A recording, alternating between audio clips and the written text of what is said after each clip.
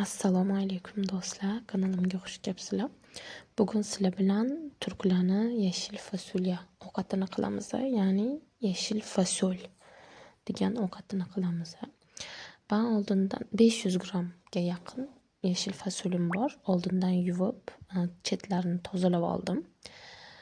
2 ta piyoz, 3 ta sarimsoq piyoz, 1 ta pomidor, ziravorlar. Ziravorlarning ichida zira, murch, paprika, tuz, shakar, kekik bor. Mana bu jigarli anaqa zirani maydalangan holi. Ziravorlar. Ishqilib o'zingizlarning yoqtirgan ziravorlarni qo'yasizlar. Bu tomat. Turklarning tomati juda ham qalin, mana shunaqa quyuq bo'ladi. Men tomatim ozgina achchiqroq bo'lgani uchun kam qo'ydim. Sizlar sal ko'proq qo'ysanglar bo'ladi. Xo'sh, boshlab olamiz. Birinchi piyozni to'g'rashdan boshlaymiz. Kichkina qilib to'g'rab olamiz. Yashil fasol bu nima deb o'ylashinglar mumkin? Yashil fasol mochkichirilarga qo'ygan loviyalarimiz bor-ku. Loviya, mochkichir, moshqurtga loviya qo'yamiz-ku. O'sha loviyani xomroq holi bu. Agar buni kutsak, ozgina quritib, pishgandan keyin terib tozalasak, o'sha loviya chiqadi.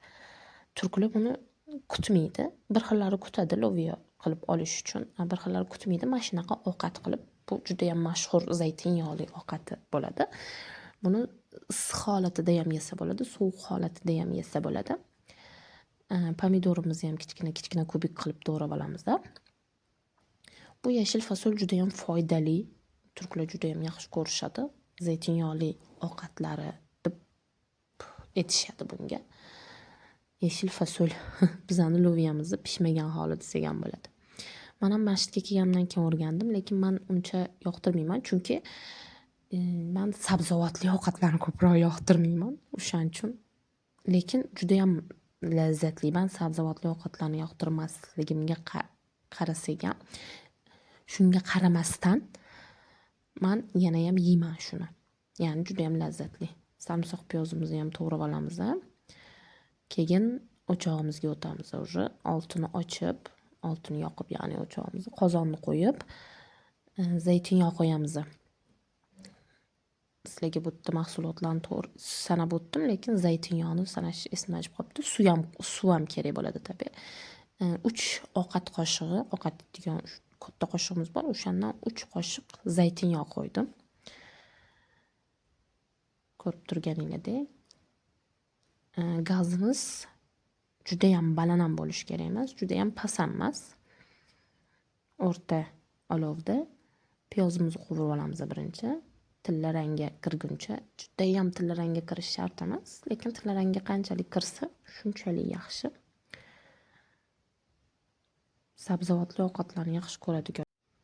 Piyozimizni yaxshilab qovurib olamiz. Tilla tusga kirguncha.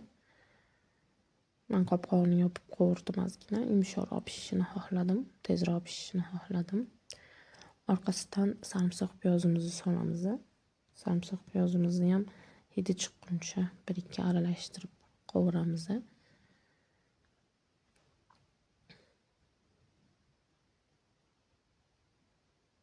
Orqasidan pomidorimizni solamiz. Pomidor ham yaxshilab o'ldirib qovurib olamiz pomidor pishguncha. Men yana qopqog'ini yopib qovurishni tanladim. Tezroq pishishini xohladim chunki. Ko'rib turganinglardek, yaxshilab aralashtirib qopqog'ini yopib qo'ydim. O'rta olovda bo'ladi, juda ham baland qilib olmanglar. Orqasidan tomat soldim. Tomatim juda ham quyuq edi, ko'rdinglar. Ozgina suv bilan suyultirib olib, keyin soldim. Tomatni ham hidi chiqquncha qovuramiz. O'zi приятно hidi chiqadi. Orqasidan yashil fasolimizni solamiz. Uni ham yashil fasolimiz ozgina rangi o'zgaradi o'zi qovurganimizda. Minut beradigan bo'lsam, bir 5 minut, 8 minut orasida o'rta olovda qovurib olsanglar, yana ham lazzatli bo'ladi. Faqat suvda pishgan bo'lmaydi, ozgina qovurilgan bo'ladi, keyin ustida orqasidan suvda pishirilgan bo'ladi. Ya'ni qisqachasi yana ham lazzatli bo'ladi. Yaxshilab aralashtirdim.